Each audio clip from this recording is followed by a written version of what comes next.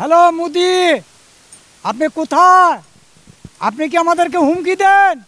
এই হুমকিতে আমরা এত ভীতু হই নাই।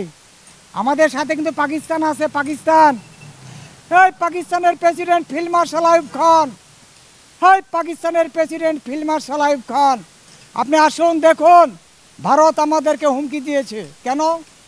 ওই যে 71-এ আমাদেরকে একটু উপকার করেছিল, সেই উপকারে আপনাদের অস্ত্র, ট্যাঙ্ক, কামান যা আছে সব গোলা বারুদ সব উদাও, দেশে উদাও করে চুরি করে লিয়ে গেছে গা। তারা ছিল 71-এর চোর। কিসের স্বাধীন করতে আসছিল তারা? তারা আসছিল বাংলাদেশ থেকে অস্ত্র চুরি করার জন্য। সে অস্ত্র নিয়ে তারা উদাও। এখন আর ট্যাঙ্ক ব্যাঙ্ক করলে চলবে না। আপনি যতই ফালাফালি করেন মোদি সাহেব, আপনি হিন্দু জাতে খুব দুর্বল। আমাদের শক্তি আছে কিন্তু আমরা মুসলমান, আমরা ইসলাম ধর্ম। পাকিস্তান আমাদের সঙ্গে আছে। আর যদি ভারত নিয়ে আমাদের সাথে নিয়ে তর্ক বিতর্ক বেশি বেশি করেন, তাইলে আমরা কিন্তু ভারতের করাচি শহর, কলকাতা শহর আমাদের, আগরতলা আমাদের। আপনি কিন্তু অস্বীকার করতে পারবেন না। বঙ্গবন্ধুকে বোকা পাইছিলেন, হ্যাঁ?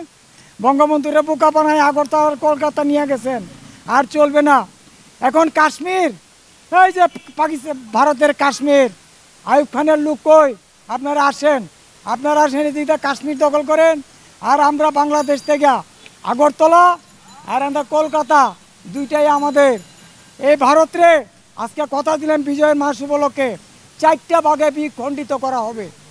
আপনার ভারতকে 4টা ভাগ করা হবে। কাশ্মীর পাকিস্তান, কলকাতা বা আগরতলা বাংলাদেশ। আর আপনি ভাইবেন কি দণ্ডা? হ্যাঁ, এই বেটা তুই কী ভাবি? তুই তো হাসিনার ভাইয়া সব ভুলে গেছিস গা। হাসিনা গাড়া, হাসিনার এই মাসের ভিতরে লন্ডন পাঠাইতেছি। তোর দেশে এক মুহূর্ত থাকতে পারবো না। তোর দেশে কি? তুই একটা হিন্দু মানুষ বেড়া, তুই আমার মুসলমানের ইজ্জত মারার লাগে হাসিনারে রাখছ? হ্যাঁ, ফাইজলা মিচ্ছু দাও, হ্যাঁ বেশি ফাইজলা মিচ্ছু দাও। আর চলবে না। তুমি তোমার পথে থাকো, কোন দেশে দৌড় দিয়া পলাইবা, তোমার পলানোর রাস্তা তুমি ঠিক করো। আর হাসিনার রাস্তা আমরা করব। হাসিনা আমার মুসলমান, যদি অপরাধ করে আমরা বিচার করব। হাসিনার অপরাধের দোষারোপ আমাদের, আমরা বুঝালো মুইরা। তোমার মতন চারাল মুদির কোনো দরকার নাই। হাসিনার অপরাধের শিকার আমরা বুঝবো, আপনি এটা নিয়ে মাথা কামাবেন না। আমাদের কলকাতা আর আমাদের আগরতলা সরাসরি দিবেন। আর পাকিস্তান আপনারা সরাসরি কাশ্মীরে দখল করেন। ভারতের 4টা ভাগে বিভক্ত হবে। এবার বিভক্ত হওয়ার পরে আপনি যে কোন দেশে পলাইবেন, সেই পলানোর রাস্তা আপনি বাইর করেন। যাই হোক, বিজয়ের মাসে যারা আমরা পাকিস্তানকে হারিয়েছিলাম, আমরা বিদায় দিয়েছিলাম, পাকিস্তানের পুলিশ অফিসারদেরকে আমরা সম্মান জানাই। এবং বাংলাদেশের এই গণতন্ত্রের জন্য প্রথম যিনি 25শে মার্চ রাত্রে উৎসর্গ হয়েছিলেন, কুরবানির পথে গিয়েছিলেন, সেই দিন বাংলাদেশ পুলিশ।